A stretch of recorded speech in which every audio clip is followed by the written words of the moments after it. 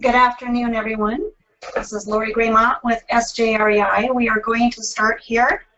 I just want to thank you for giving us your time this afternoon and joining us on this free webinar. You're going to find it very educational.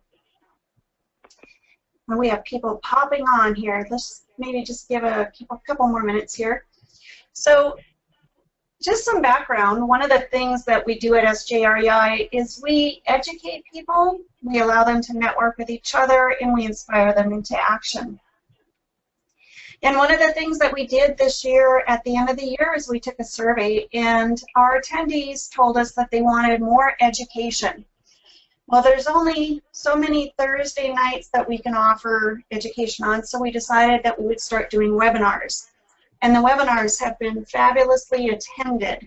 So we're bringing you another great webinar.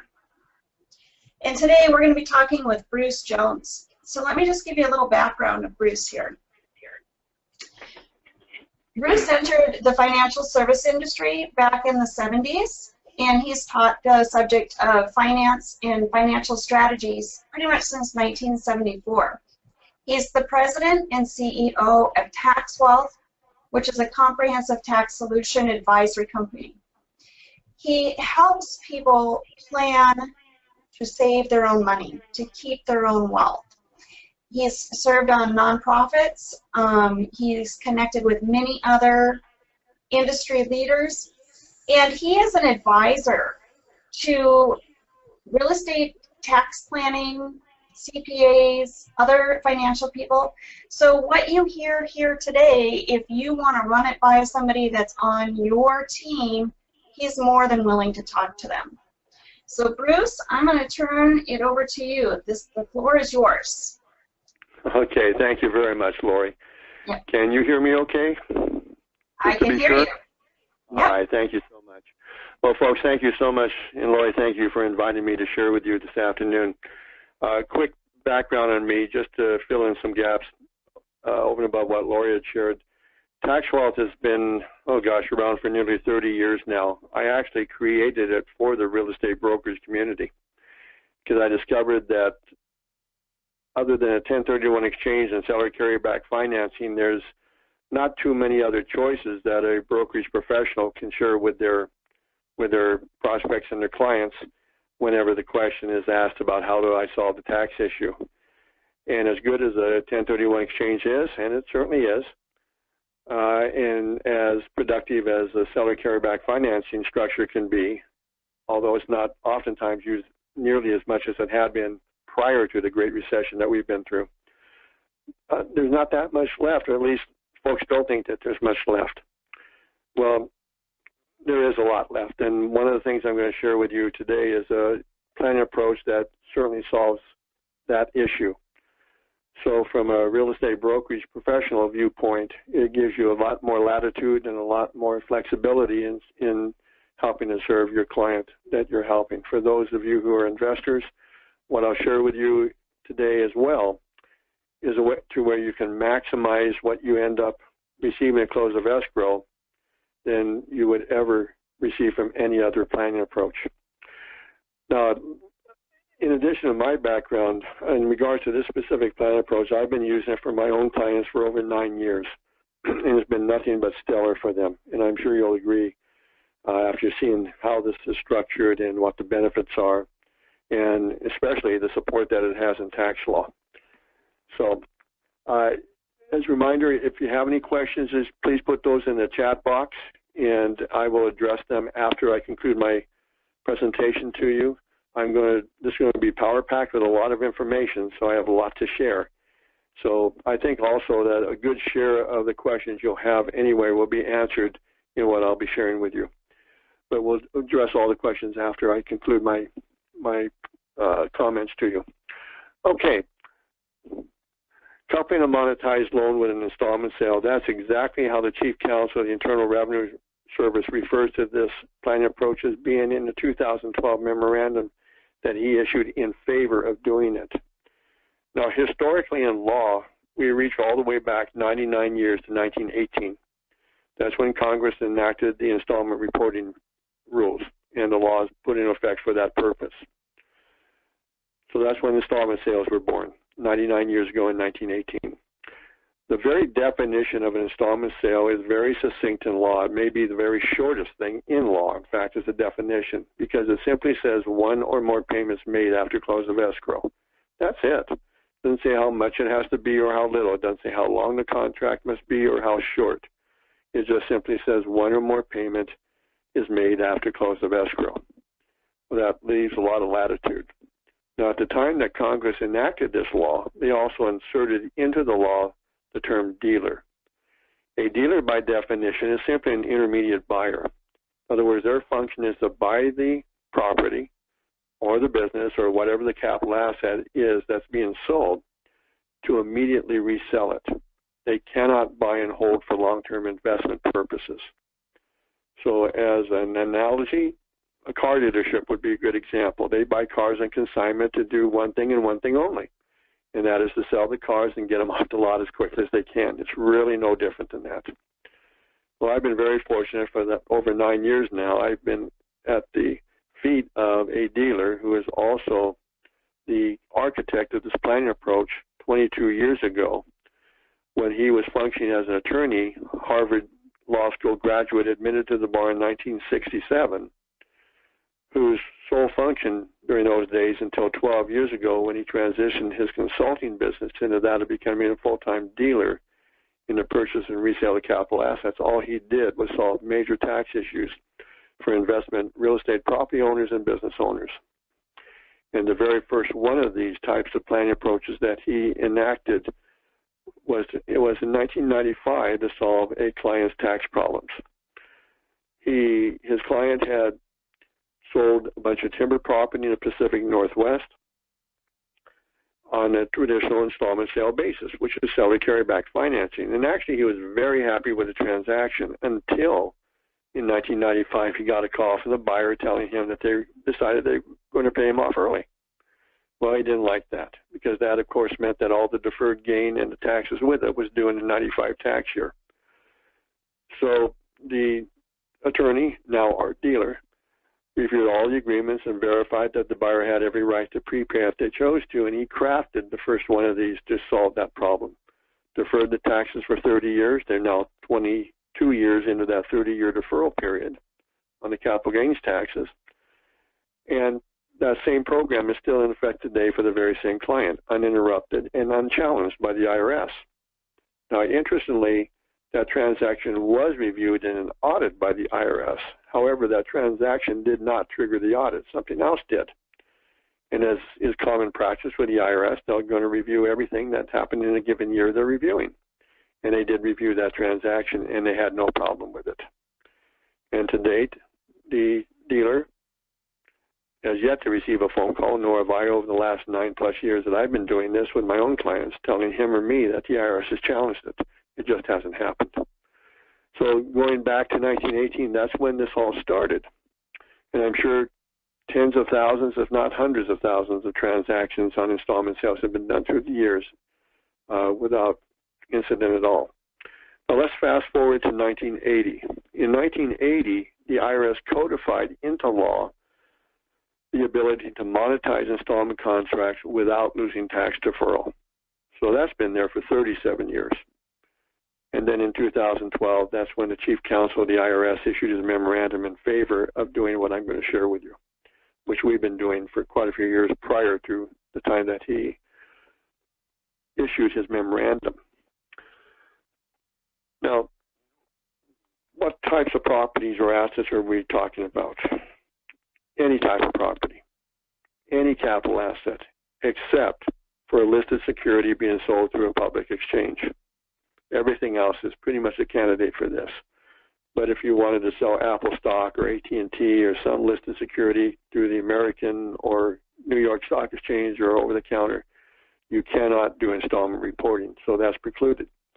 But just about any other capital asset is applicable for this, and certainly real estate is among them. So the benefits to the seller are very straightforward. They sell the property.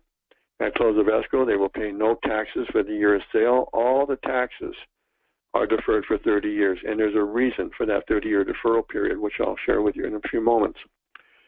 But what they receive at close of escrow is a lump sum of cash tax-free, that's nearly equivalent to the sale proceeds. And I'm sure you'll agree that's pretty compelling. The question is, how do you do it? Well, we're going to get into that. But before we get into that, let's touch on the different planning approaches that are in the marketplace. And there really aren't that many in solving capital gains tax issues.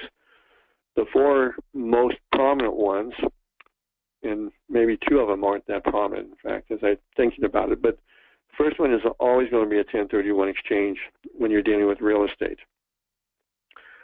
But as is true with any planning approach in tax planning, the exchange, or even the planning approach I'm going to share with you today, it's not a cure-all. There is no such thing as a cure-all in tax planning. Sometimes it just isn't a fit. With a 1031 exchange, as I'm sure you're very familiar with, you can defer the taxes into the up-lake property that you're buying as long as it's an equal or greater value than what you're selling. You must transfer over debt. You must transfer over the net adjusted basis from the relinquished property, and you defer all the taxes. That is a replacement strategy. It is not an exit strategy. So if somebody wanted out of real estate and not purchase new property, that is not a solution. It doesn't give them that opportunity. Or if a person, as is often the case in today's market, because cap rates are so low, and it's difficult to find a worthy property to buy for an up-lake to defer the taxes, a lot of folks, even though they want more real estate sometime in the future, they'd rather sell, solve the tax issue, and park the money until the market comes back and the cap rates increase to a level to where it's much more attractive than it is today. 1031 exchange does not accommodate that. Now, the second choice as far as planning is charitable tax planning. I got a 46-year history in that, so I'm fairly familiar with it. But with charitable planning, you're giving away the asset into a trust or to the charity itself, and the trust or the charity sells the asset, and you escape the capital gains tax. And you get added tax benefit as well, but what you're not getting is a lump sum amount of cash that's tax advantaged at close of escrow. You can get a flow of income for a term of years or for life, but you're not getting lump sum. Most people that I work with and have encountered through the years, they'd much prefer having a lump sum of cash at close of escrow, especially if it's tax advantaged. And the charitable planning does not accommodate that, nor does a 1031 exchange. Then there is a deferred sales trust. Now, candidly, I am not an advocate of this, but setting my bias aside for a moment, structurally, what occurs with a deferred sales trust is that the seller of the asset sets up a trust. They sell the asset to the trust that they themselves set up. They hire a third-party trustee that manages the sale proceeds of the sale that go into the trust. It's expensive to set up. It's expensive to maintain. The trustee pretty much controls where the monies are managed and invested. And if there's any lump sum or cash flow taken out of that trust, it's going to be taxable to the seller. Now, again, I'm not an advocate at all of this planning approach, so I certainly would encourage you to be very, very cautious, at the very least, if you ever encounter it. Then there's the structured sale. Structured sale was originated by Allstate Life Insurance Company many years ago as a means, I'm sure they thought, to sell a lot of annuities. Didn't quite work out that way for them. But structurally, the property is assigned to a third party who sells the property. At close of escrow, the sale proceeds go offshore for 24 hours. Why, I don't know, but that's part of it. And then comes back in and they buy the annuity from the insurance company for a term of years. Portion of the income flow from that sale to the seller comes tax-free, and a portion of it is taxed. And at the conclusion of the term of years, the monies are returned to the seller, at which time the whole thing is taxable. Now, although Allstate Life Insurance Company originated that marketplace many years ago, it exited it completely in 2013. They're not even involved in it any longer. There are some smaller players doing that. But I think you'll see that what I'm about to share with you is much more effective than any of the things that we've just now commented on. Then there's the installment sale, which we've already touched on from a legal viewpoint and how long that's been in law. Now, again, most people identify an installment sale with seller carryback financing, but that is only one way of structuring it, as you'll see in just a moment. But before we show structure, let's talk about two financial principles that we're taking advantage of. First one is time value of money. Because the seller has deferred the taxes for 30 years, they now have full use of what would have been the taxes for the year of sale that are now deferred to invest to have the monies to pay the taxes in 30 years, literally out of the growth of the deferred taxes themselves. Now, this involves just pure efficiency of time value of money. So to illustrate, let's say that you're the seller and you deferred all the taxes for 30 years, and you had $100,000 of taxes deferred, and you invest that $100,000 wherever it is you choose to invest it. And we're going to assume that over that 30-year period, you're going to have a growth rate of a net after-tax return of 5%. Is that realistic? Absolutely it is. In fact, it's quite conservative, because if you look historically at the U.S. domestic stock market over any 30-year period, the market has never done less than 9 to 10% yield over its entire history, and that extends now over 100 years. So we're assuming half the average rate that it has always done. And by the way, that's inclusive of the Great Depression and the Great Recession we've been through. So assuming a 5% growth rate, by the time the taxes are ready to be paid, those tax dollars that were deferred are now worth over $430,000 to pay the $100,000 of taxes, all originating from the tax dollars that were deferred. That's pure efficiency of time value of money. So the seller has actually made a profit on those deferred taxes as well, and after paying the $100,000 taxes back in 30 years. The red line that you see on the graph represents inflation. Now, inflation is normally viewed as our enemy, because as inflation increases, costs of goods and services increase, which means we pay more to get less. But with this, it actually becomes our friend. And the reason it becomes our friend is because over that same 30-year period, inflation will deteriorate the value of those tax dollars in terms of today's value. Over the last 30 years, the inflation rate averaged just about 2.8%, just shy of 3%. So if we assume a 3% rate of inflation over the next 30 years, the deterioration on those tax dollars in terms of today's value is such that in 30 years, they're only worth 40 cents on the dollar compared to today. And where that leaves the seller of the asset is in a very, very good position, because they're using tax dollars to grow to pay the taxes in 30 years at a very steep discount. And they're paying it with much cheaper dollars. That discount, assuming a 3% rate of inflation, is an effective tax reduction of 60%. And I'm sure you'll agree with me, that's huge. But it's very real, too. So, in summary there, the sellers use tax dollars that they've deferred for 30 years to grow, likely make a profit, pay the taxes at very cheaper dollars in 30 years, and that's over and above all the other monies that they're going to get at close of escrow by doing a transaction I'm going to share with you in just a moment. This is only assuming what the taxes would have been of that transaction that were deferred. So there's a rhetorical question that goes with this, and that is, how much would you rather pay? 100% of the taxes today or 40% of the taxes 30 years from now? The likelihood is going to be the latter of the choices. Now, it's important to understand, folks, that what we're accomplishing with this is locking in the taxable amount. We cannot lock in the current tax rates. We have absolutely no idea whatsoever what the tax rates will be 30 years from now. And whatever the taxes are, they will be based upon the prevailing tax rates at that time. However, if we take the existing tax rates as they are today and project that out over the next 30 years, assuming that 3% rate of inflation, the 20% capital gains tax, the 3.8% net investment tax, the 25% depreciation recapture on real estate, and stayed on top of that, they will have to increase by more than 250% above what they are today in 30 years to equal in 30 years what they are today. If you were in California, that would thrust you up to over an 80% tax hit. And I would submit to you that it just isn't going to happen. There hasn't been one CPA or tax attorney I've spoken to on that issue where they disagreed with me. The government just would not allow that to happen.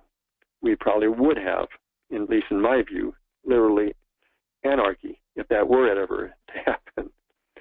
So again, that leaves the client in a very, very good position. They're using tax dollars to grow, to pay the taxes at a very steep discount, likely make a profit on top of that on those deferred taxes, and that's over and above all the other monies they're going to receive at close of escrow for investment into more real estate or wherever it is they choose to invest it for growth in income and ultimately legacy down the road for their heirs. So with that as a foundation, how is this structured? Well, let's take an example. Let's assume that you're the seller and I'm the buyer, and we've negotiated a price for $1,100,000. And you'll see why I chose that figure in a moment. It's just really ease of math for me. So we enter escrow for the $1,100,000. Well, while in escrow, you invite that dealer to come in between us. Remember, in law, back in 1918, Congress inserted the term dealer as an intermediate buyer. Its role and function is to buy the asset to immediately resell it. So you sell that property for exactly what you and I negotiated for, and the amounts, but you sell it to the dealer in the same escrow that we've established for an interest-only installment sale contract for 30 years non-amortized. What does that accomplish? Well, tax law says that until you take what is called constructive receipt of the sale proceeds, you do not pay the taxes. Constructive receipt does not occur until that contract is paid off in 30 years. Go back to the definition of an installment sale, one or more payments made after close of escrow. In this case, that one payment made after close of escrow comes at the end of the 30-year contract when the principal amount of that contract is paid off. Therefore, you do not pay taxes by law until that occurs. While in escrow, you are introduced to a third-party private lender who for the last 7 years has been lending investment business loans on these transactions. And they will lend 95% of the net sale proceeds of our transaction. This is why I chose the $1.1 million to illustrate. So let's suppose that $100,000 of the $1.1 million sale price represents broker fees, escrow costs, title, and all the other sundry fees that normally go with the transaction. That means your net sale proceeds is $1 million. That would be the amount of the installment contract, and that's the basis for the 95% loan. So you would now receive a $950,000 investment business loan. Why is that important? Because tax law says that that receipt of loan proceeds is non-taxable. It's no different than if you were to refinance your home mortgage, withdrew equity out of your home. You're not going to pay taxes on those borrowed funds until that home is sold. It's no different than that. Now, let's talk about costs. The brokerage fees and escrow costs and all the other sundry fees that go with the transaction sale is going to be paid anyway, whether one chooses to do this type of transaction or not. The only other cost for the seller is to the lender for this investment business loan. And that is 1 point for loan origination and 1/2 point for setup on the payment structure to pay the interest on this loan and ultimately the payoff of its principal. That 1/2 point is comprised of the first month's interest payment on the loan, and that is escrowed, plus $730 to the title company that the private lender uses nationally to facilitate the funding of the loan to the seller at close of escrow, and then the transfer of the sale proceeds to the dealer. And then there's a $300 payment made to a payment processor, which is a subsidiary of the lender, and its role is to service that loan for the next 30 years. So you would net from the 95% gross loan, you would net 93.5% or $935,000 in our illustration. Now, if you have any debt to pay off at close of escrow, that is paid out of the net loan proceeds. So let's say you have $100,000 of debt. That is paid out of the $935,000 net loan amount, And at close of escrow, you would receive a check, lump sum cash, tax-free, for $835,000 to invest however you choose to invest it without restriction, under your total discretion, and with no liens against it imposed by the lender or any liens imposed by the lender on any of your personal assets, because this is a completely uncollateralized loan. So in review, you have now deferred the taxes for 30 years, and you've received a tax-free amount nearly equivalent to the sale proceeds of your transaction, of the sale of your property. How is the loan paid? First of all, I'm sure you'll agree that these are pretty compelling benefits to the seller, and indeed they are. But what's important to understand is that is not what drives this planning approach. What drives it are the benefits to the lender. So let me share with you what those are. First of all, the lender, which is a very large privately owned mortgage lender in the Pacific Northwest that is further owned by a very large privately owned commercial lending company, who 7 years ago set up a division of their company specifically to do these loans because it's been so profitable for them. And here's the reason why it's been so profitable and why they are doing these loans. The lender only had to underwrite the loan once and is never based upon the borrower. In fact, the borrower doesn't even have to submit any personal financials to qualify for the loan. What qualifies them is to sell the property. That's all. The underwriting for the loan was based upon the dealer in his company, and most importantly, where the dealer invests in the U.S. domestic stock market, the sale proceeds. The lender has a proprietary way as to how they want those funds invested in the U.S. market over the 30-year period of the two contracts, and the dealer complies with that requirement. Now, the lender does not own that account, but it does control how it's invested. In the manner it's invested, it isn't proprietary. I don't know how it's invested. I've tried to find out, but they won't tell me.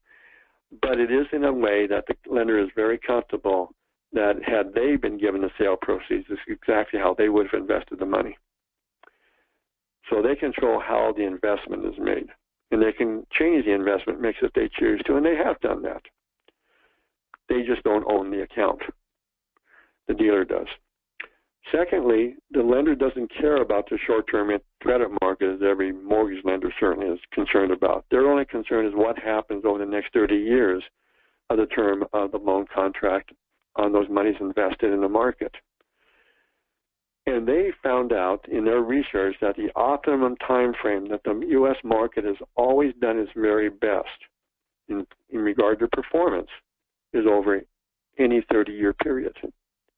In fact, historically, it's never done less than 9 to 10% yield over any 30-year period in its history, which is well over 100 years now.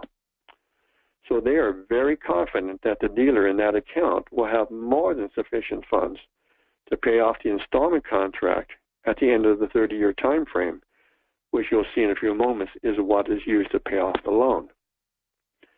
In the meantime, the lender is charging 6% fixed interest rate on this loan over the 30-year period. Well, that's nearly double normal mortgage market rates in today's market. So they're doing extremely well. They know they're going to get paid, and they're achieving that yield with far less risk than they have through normal mortgage lending. That's why they are doing this. And then lastly, not only do they control how the monies are invested, they control how they're going to get paid. They know they're going to get paid. And the reason they know that is because they mandate that a lender's payment processing and loan guarantee system be put into place for payment of the interest on the loan and ultimately the payoff of its principal in 30 years. Now, remember that the installment contract is interest only, non-amortized. Principal won't be paid until the end of the 30-year period. So in the interim 30-year period, it is earning interest of 5.7% per annum. Well, that 5.7% per annum is broken down in 12 monthly installments and is paid to the seller. the way that's done is that the payment processor is authorized by the dealer monthly to delve into the invested sale proceeds, withdraw the interest payment due to the seller from the installment contract, deposit it into an installment escrow which is tied to the dealer, and then those funds simultaneously are placed into the funding escrow which is tied to the seller borrower. The dealer is now credited as having made that payment to them. Those funds simultaneously are placed into a loan escrow tied to the lender, and those monies are paid to the lender for that month's interest payment on the loan. And the lender credits the borrower as having made the payment, though they never wrote a check for it. Nor will they ever write a check for the interest on this loan or the payoff of the principal. It's all done automatically for them. So the lender safeguards its position because they are not relying upon the borrower to write any checks. And it also safeguards the borrower's position because they never have to worry about forgetting to write the check and causing a default on the loan. So it's very efficient. And this must be put into place, and that's what gives the lender the greatest comfort. They know they're going to get paid. Now the question will come up at this point, well, what happens if the dealer causes a default? What if the dealer dies or he goes bankrupt? Or for that matter, he's been lying to me for 9 years and his real name is Bernie Madoff. He absconds with his sale proceeds. How does that impact the seller borrower? Well, the answer is it doesn't impact him in the least, and here's why.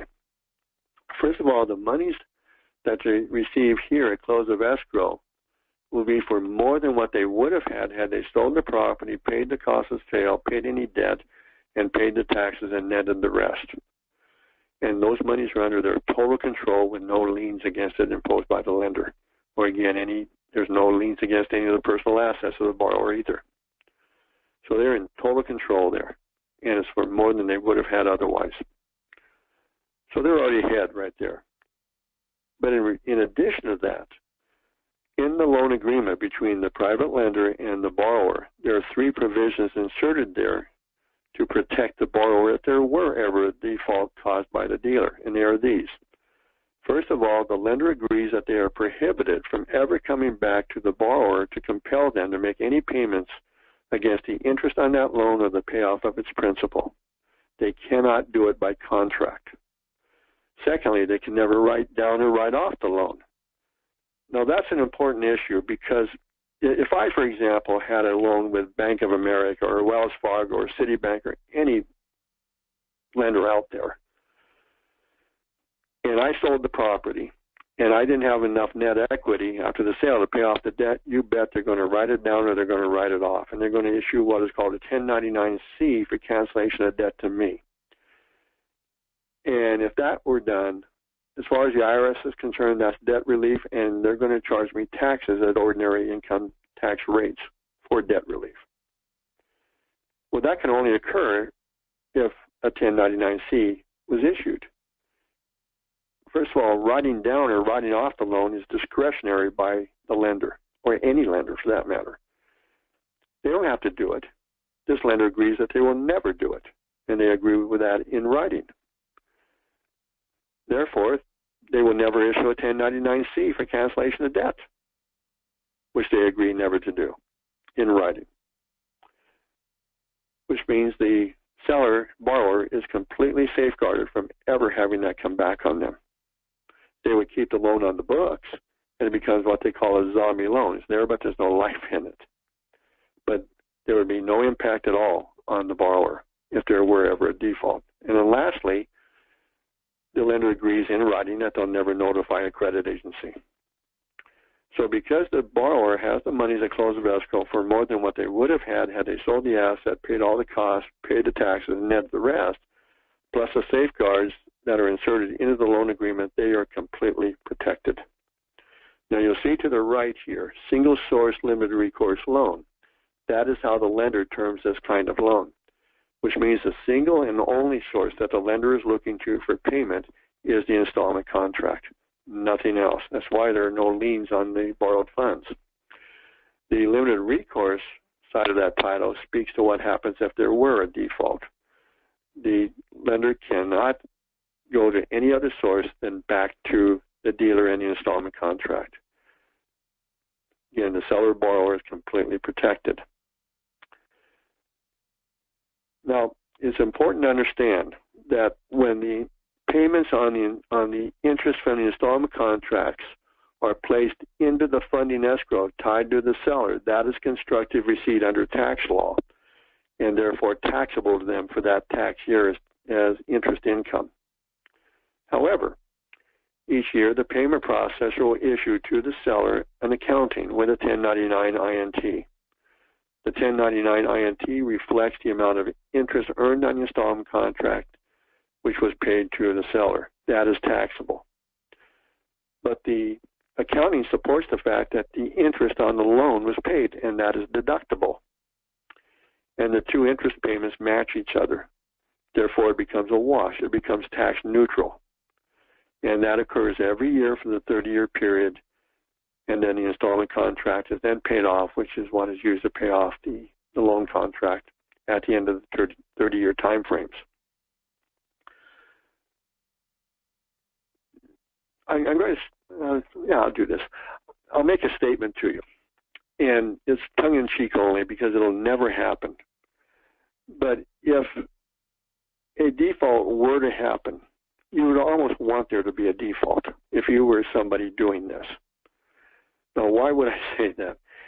Because if the dealer ever defaulted on this, which is nigh on to impossible given the payment structure, but if that ever were to happen, they would never pay off the installment contract, which means by law, you would never have constructive receipt of the sale proceeds, which means you would never pay the taxes.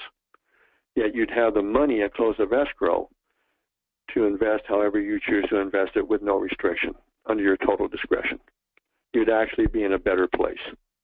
But again, that's not going to happen because of the payment structure. And if there were ever a default, the whole so-called secret sauce to this is the dealer relationship, not the deferral of the taxes. Find the dealer, or find a lender rather, out of the market who would lend 95% on a contract with absolutely no collateral to it. You won't find them. This took over a year for them to figure out how to lawfully do this and structurally make it effective and efficient. And they've done it, and they've been going on ever since, after having done that for 7 years now. In fact, they just committed another $300 million in monies available for loans for these transactions. So that's how you defer the taxes for 30 years. That's how the seller gets a near equivalent amount of sale proceeds tax-free at close of escrow. This is a statement, it's a cooperation clause that's inserted into the sale agreement by the seller and simply announces to the buyer that the seller can do a 1031 exchange or a Section 453 installment sale using a qualified intermediary. It does not impact the buyer in the least. The only change for the buyer is that they will see a different seller's name at close of escrow rather than the original seller's. They'll see the dealer's name. As far as transference of deeds go, that's what's called a directed deed. It's exactly what occurs with a 1031 exchange. It goes directly to the buyer from the seller through escrow at close and circumvents the dealer completely. So there's absolutely no interruption or disruption at all on the flow of the escrow or when the escrow will close. It'll close exactly when it's supposed to close. Now, this is what I created years ago called a pre-sale tax analysis and money flow projection. And it's a one-page view as to exactly what the seller is looking at in regards to the taxable gain and how that's derived, then federally what the different taxes are that they're responsible to pay, and then state, and then combined. This was an apartment building near Los Angeles Airport that sold for $6.5 million. The projected taxable gain was $5,510,000 with taxes of $2,063,435, state and federal. The money flow summary projection at the bottom contrasts what would occur if they didn't do this planned approach versus what would happen if they did. In this case, on a $6.5 million sale, after cost of sale, after debt payoff, and after the taxes being paid, they would have walked away with a little more than $3.9 million. In contrast to that, by using this planned approach, same sale price, But now the loan that they received on the investment business loan, which is net of 93.5% of the net sale proceeds here, is what they ended up receiving. Out of that, the debt is paid off. The rest of $5,612,850 flows down to them. All the taxes are deferred completely for 30 years, and it's the $5,612,850 that they ended up with. So these sellers ended up with more than $1.6 million tax-free, more in hand at close of escrow than they would have had otherwise. The pre-sale tax analysis and money flow projection we offer to do at no cost for every transaction. There's usually a 2-day turnaround from the time I get the information that we need to run the forecast and taxes and to provide this formatted response from the analysis. And we're more than happy to do this. This is part of the support that we provide Lori and her group and the other advisors that we support. Right now, nationally, we're supporting more than 90 CPA and enrolled agent and other financial advisory groups throughout the country on this planning approach. We also do this for very large transactions. This was a $50 million commercial property. Came to me last year. They've actually taken it off the market. But I've been told by the sellers that when they do put it back on the market, they'll use this planning approach to sell the asset. Exact same identical planning approach, different numbers. In their case, I want to point out something that's important, and that's a thing called debt over basis.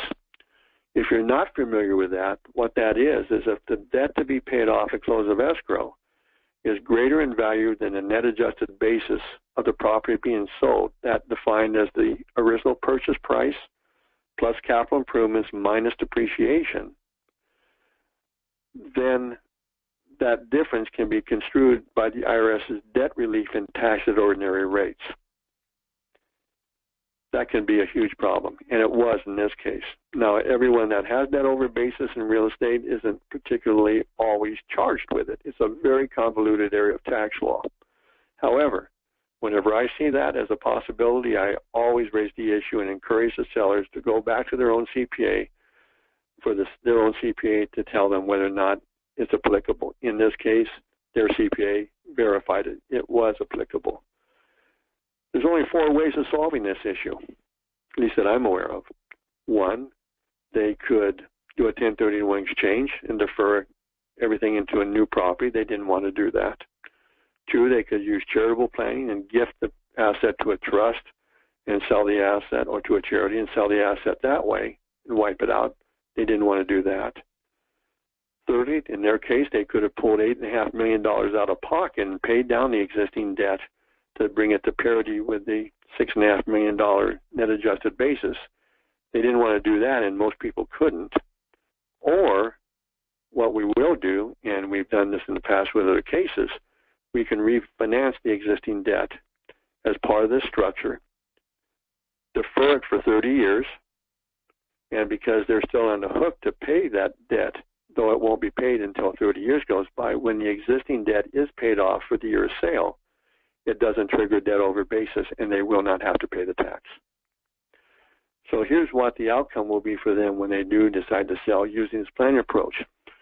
If they didn't, on a $50 million sale, after cost of sale and after the debt paid off and after the taxes being paid, they would walk away with $12.4 million, just a little bit over that, as opposed to paying off the debt, paying the cost of sale, solving that debt over basis problem, then deferring the taxes, they would walk away with more than $29.4 million, or 2.5 times what they would have had otherwise.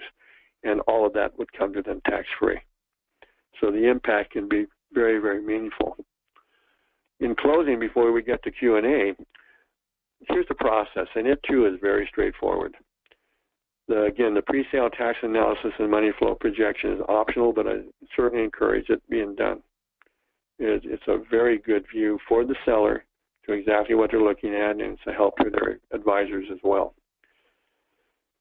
When the actual sale agreement is struck between the seller and the buyer of the property, together with that cooperation clause that I showed you earlier, that is sent to us. We review it, we send it on to the dealer. The dealer reviews it and then will issue a letter of intent for purchase on the installment contract basis as I've shared with you. Now that is a non-binding LOI. It doesn't obligate the seller to do this, but what it does do, it authorizes the dealer to draft the actual purchase documents specific to that transaction. It also authorizes the lender to draft the actual loan documents because both sets of those documents are based upon that sale agreement. And then those are sent back to the seller for his or her review and that of their attorney. And after they review it and they see that's exactly what it was expected to be, it's at that point that the seller signs the loan documents and signs the installment sale contracts, sends them back to the dealer via email. The dealer inserts in the escrow the escrow instructions for the escrow officer to follow, and escrow will close exactly when it was supposed to close, exactly when it was expected, with no disruption or interruption on the flow. That's how we're able to defer the taxes for 30 years, provide the seller a near equivalent amount of sale proceeds tax-free, give them a much better outcome than they could possibly expect otherwise, at least from a deferral viewpoint, and give them money's lump sum tax advantage to invest however they choose to invest it. So we're doing pretty well on time. If you have any questions, please fire away. So far, I don't see any questions. So either I'm the greatest teacher in the entire world the world has ever seen, or hopefully this isn't the case. I completely overwhelmed you with this information, which is certainly not my intent. It is my intent to give you a very clear overview of this planning approach and what the import of it is, and the value and the what the capabilities of it can be for those who are selling real estate. So are there any questions that you might have that I can answer for you?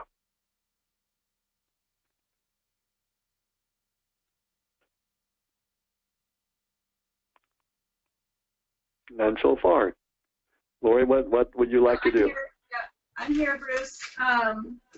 So if you guys go to the chat section, you'll see in there our phone number that you can call.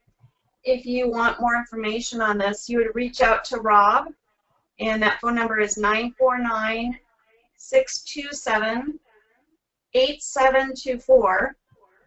Or if you're interested in getting a report on some case studies, you can go to our website, which is capitalgainstaxplan.com/SJREI-report.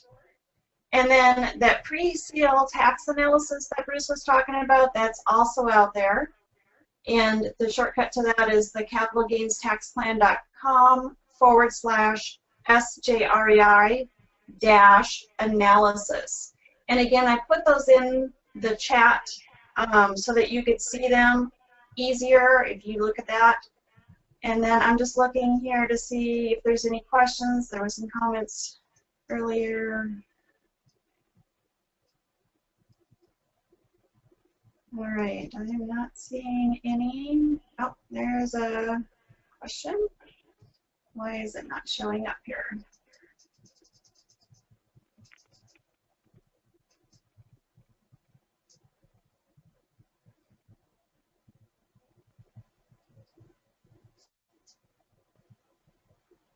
All right, we're trying, I see somebody's got hands raised here, so we're trying to figure out how to see the questions.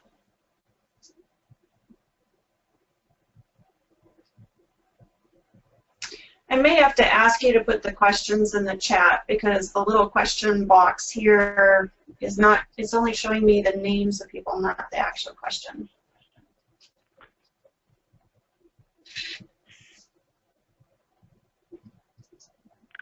Well, while we're waiting on that, I'm not sure if I shared this earlier or not, but just to make sure that I did, the minimum size transaction that's applicable for this planning approach is $500,000 as a sale price.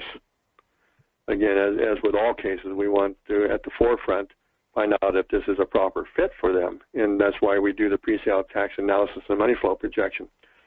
But there is no maximum. I'm currently involved in transactions all the way up to $250 million right now, in quite a few different levels of transactions in between that and the 500,000 mark.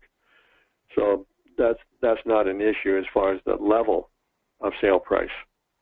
But we do need a minimum of $500,000 as a sale price. If, however, there are multiple properties being sold and they total $500,000 or more, then that's possible.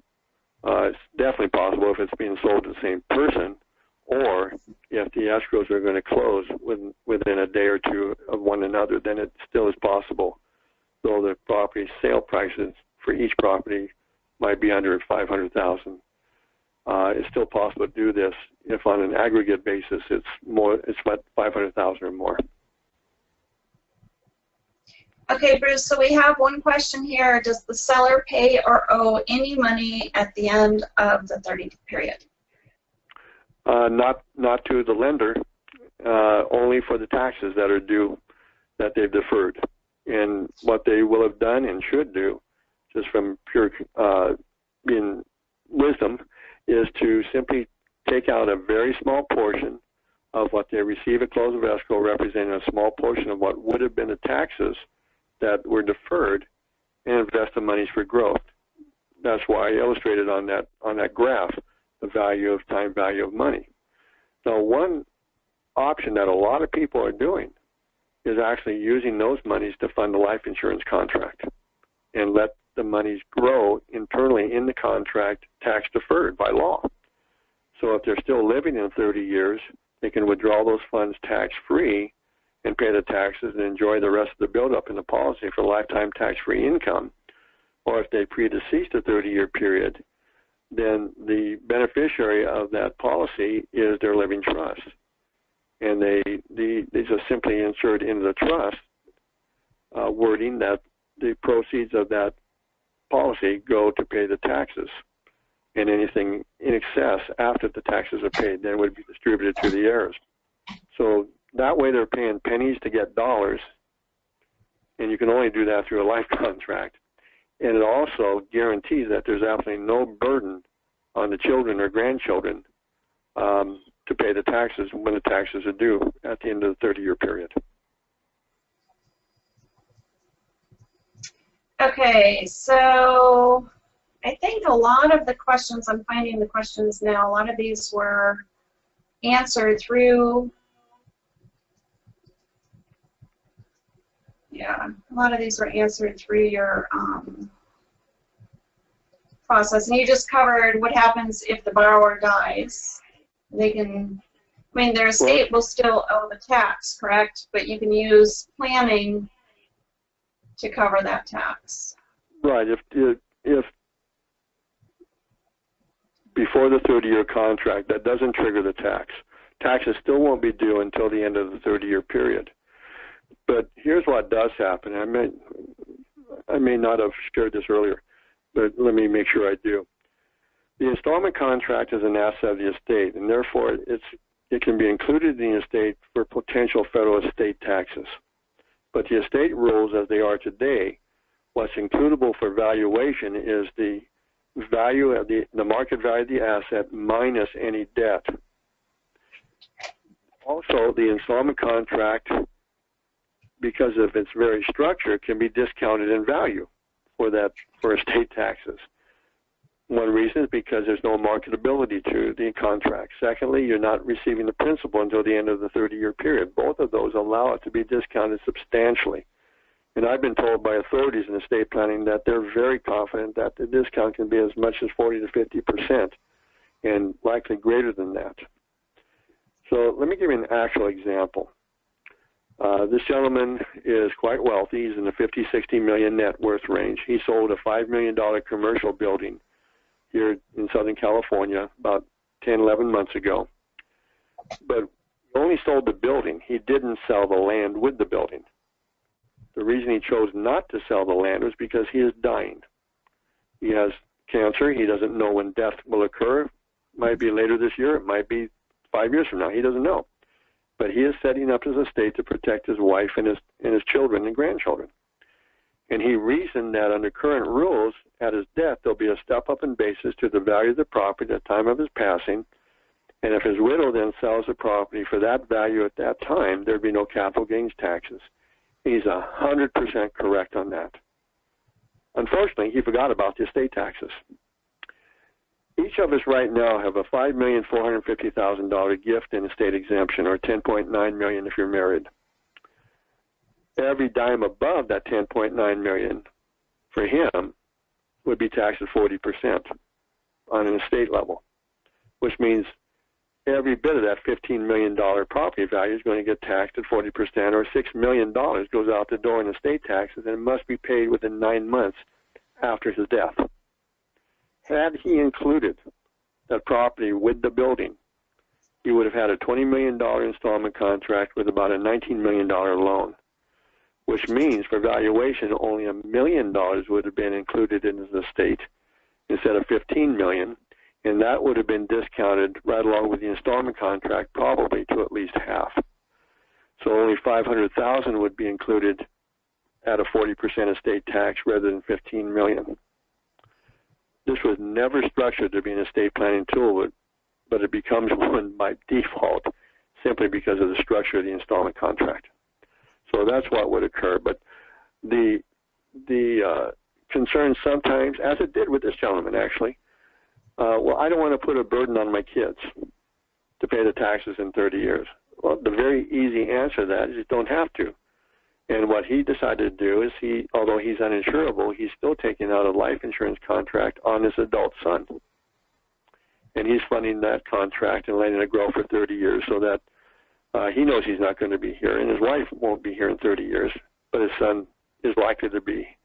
And the son will just simply take the monies out of the policy, pay the taxes, and enjoy the rest of the build-up in the policy for lifetime income for them. Again, he's being very efficient, being a seller, because he's paying pennies to get dollars that way. So that way there's absolutely no burden on the heirs in any way for payment of the taxes at the appropriate time. So Bruce, what I'd like to do is high-level explain. I mean, there's a lot of information that you covered here, and it may come across as complicated, and people think, oh my gosh, I'll never remember to do all this. The simplicity of this is if you are going to be having a capital gain that you want solved, you reach out to Rob at capitalgainstaxplan.com, and we handle this process. We have the relationship with the dealer. We have the relationship, or the dealer, you know, takes care of the whole piece. So it's as simple as your process that you're seeing on the screen here. You know, you're going to do a pre-sale tax analysis. There's a sale agreement that goes to the dealer. The letter of intent comes back. It gets set up, and then you move on in your life. It is not that complicated, right, Bruce? No, you're right. And if let's take this from a 50,000-foot view. Here's all that's happening. We're all very familiar with installment sale contracts. They've been around for 99 years, nothing new at all, or untried for that matter. And we're all familiar with business loans and investment loans, very commonplaces as well. All we're doing is marrying the two. We're demonstrating to the seller and their CPA and their attorney how to structure the sale in such a way where they can take advantage of a specific type of installment contract, sell the property, defer the taxes lawfully for 30 years, and receive a near equivalent amount of the sale proceeds tax-free at close of escrow. That's all we're doing. Now, all right, so we're at the end of our time here, Bruce, so I'm going to give the contact info again. It is in the chat window, so if you look in the chat window, you'll find it there. But you can reach Rob at 949-627-8724, or you can email him, Rob, at capitalgainstaxplan.com. Our website is capitalgainstaxplan.com, and if you're looking for a couple reports, you can go to the website,